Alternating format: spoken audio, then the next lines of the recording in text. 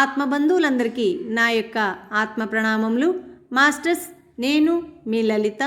మిత్రులారా, ఈరోజు కూడా మనం మరికొంత జ్ఞానాన్ని శ్రీకృష్ణామృతం ఉత్తర గీతా జ్ఞానసారం నుండి షేర్ చేసుకుందాం. మాస్టర్స్, ముందుగా మనం షేర్ చేసుకోబోతున్న జ్ఞానం మూలంలోని తుర్య జ్ఞాన యోగంలో 15వ శ్లోకం.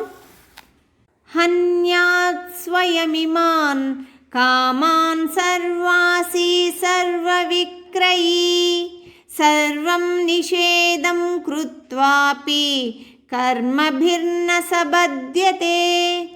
మిత్రులారా, ఈ శ్లోకం యొక్క తాత్పర్యాన్ని ఇప్పుడు షేర్ చేసుకుందాం.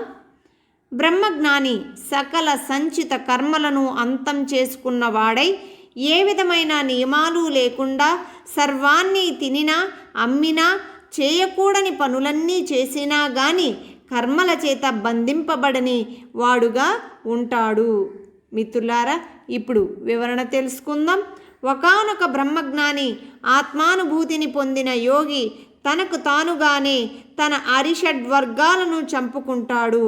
అంటే కామ, క్రోధ, లోభ, మోహ, మద, మాత్సర్యాలను జయించుతాడు. అటువంటి బ్రహ్మజ్ఞాని ఏ విధమైన నియమాలు లేక తినకూడని పదార్థాలు ఎన్ని తినినా, అమ్మకూడని వస్తువులు ఎన్ని అమ్మినా, చేయకూడని పనులు ఎన్ని చేసినా కర్మల చేత బంధింపబడడు. బ్రహ్మజ్ఞాని కర్మబద్ధుడు కాడు. ఆత్మయోగికి కర్మలు అంటవు. మిత్రులారా, ఇప్పుడు తత్సంబంధమైన జ్ఞానం భగవద్గీతలోని 18వ అధ్యాయంలోని 17వ శ్లోకం ద్వారా మనం షేర్ చేసుకుందాం. మాస్టర్స్, యస్య నాహం కృతో భావో బుద్ధిరస్య న లిప్యతే హత్వాపి సైమాన్ లోకాన్ నహంతి న నిబధ్యతే. మిత్రులారా, ఇప్పుడు మనం తాత్పర్యాన్ని షేర్ చేసుకుందాం. ఎవరి అంతఃకరణంలో నేనే కర్త అనే భావం లేదో, ఎవరి బుద్ధి ప్రాపంచిక విషయాలతో అంటుకొని ఉండదో అటువంటి వాడు ఈ లోకాన్నింటినీ చంపినా కూడా నిజానికి చంపినట్టు కాదు, పాపం అంటదు.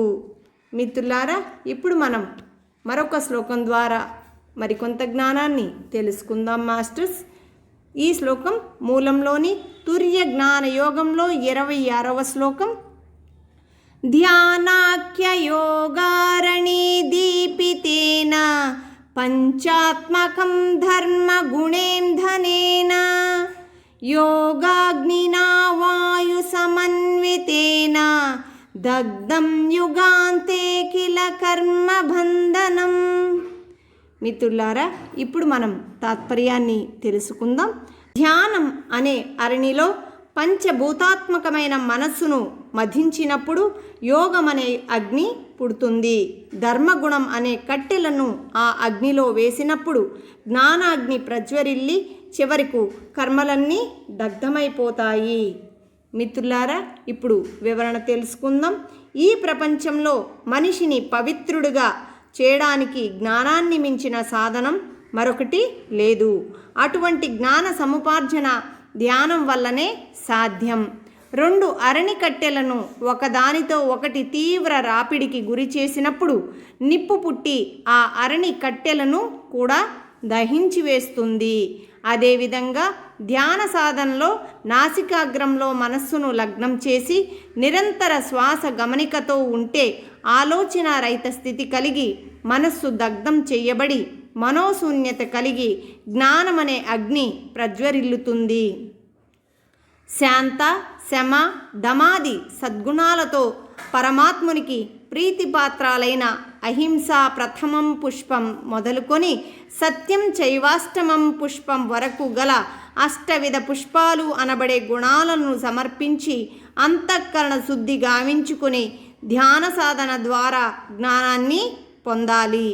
ఈ జ్ఞానమనే అగ్నిలో పడి యుగాంతంలో అంటే చివరి దశలో సమస్త కర్మబంధాలు దహింపబడి బ్రహ్మ సాక్షాత్కార సిద్ధి అంటే నిర్వాణం కలుగుతుంది. ధ్యాన సాధన ద్వారా జ్ఞానం వస్తుంది. జ్ఞానం అనే అగ్నిలో కర్మలు దగ్ధం అవుతాయి. చివరకు ఈ జనన మరణ చక్రంలోకి తిరిగి రాని మోక్షం ప్రాప్తిస్తుంది.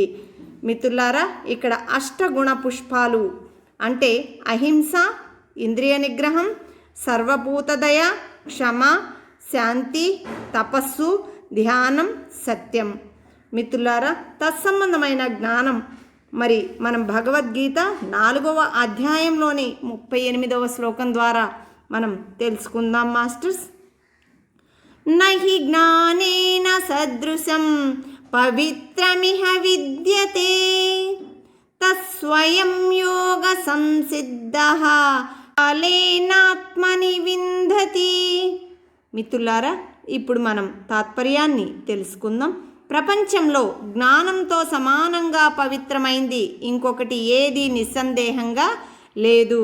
అటువంటి జ్ఞానాన్ని ఎంతో కాలం యోగం ద్వారా పవిత్ర అంతఃకరణం పొందిన యోగి తనకు తానే ఆత్మలో పొందుతాడు. మిత్రులారా, మరి మనం ఎటువంటి పుష్పాలను మనం కలిగి ఉండాలి, ఆ పుష్పాలను మనకు మనంగా ఆత్మకు ఎలా సమర్పించుకోవాలి అన్న జ్ఞానాన్ని మనం షేర్ చేసుకున్నాం కదా మాస్టర్స్. మిత్రులారా, మరిన్ని వీడియో నోటిఫికేషన్స్ కోసం ఈ ఛానల్ని సబ్స్క్రైబ్ చేయండి, లైక్ చేయండి, షేర్ చేయండి.